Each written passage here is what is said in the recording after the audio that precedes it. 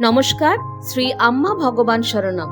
এখন আমরা শ্রী পরমজ্যোতি ভগবতী ভগবানের চমৎকার শুনব। আমি উড়িষ্যার তালচেরের বাসিন্দা রীতা রানী দাস বলছি।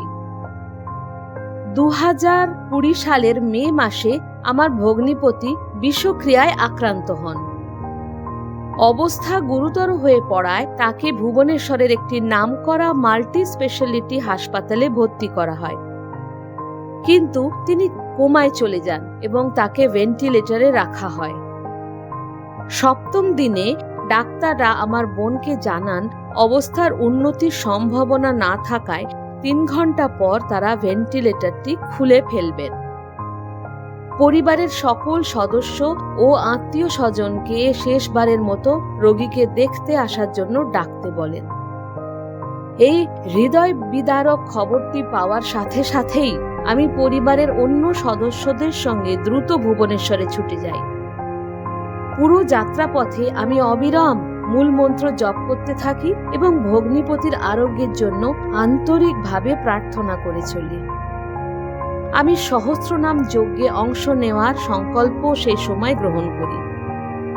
হাসপাতালে পৌঁছে আমি বোনকে সান্ত্বনা দিলাম এবং তাকে চিন্তা না করে একটানা মূল মন্ত্র জপ করতে বললাম।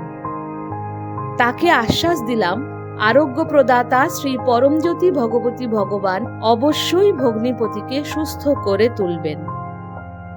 সেই রাতে একজন সহায়ক কর্মী অনুপস্থিত থাকায় ডাক্তাররা ভেন্টিলেটরটি সরাতে পারেননি এবং তারা তা পরের সকাল পর্যন্ত স্থগিত রাখেন।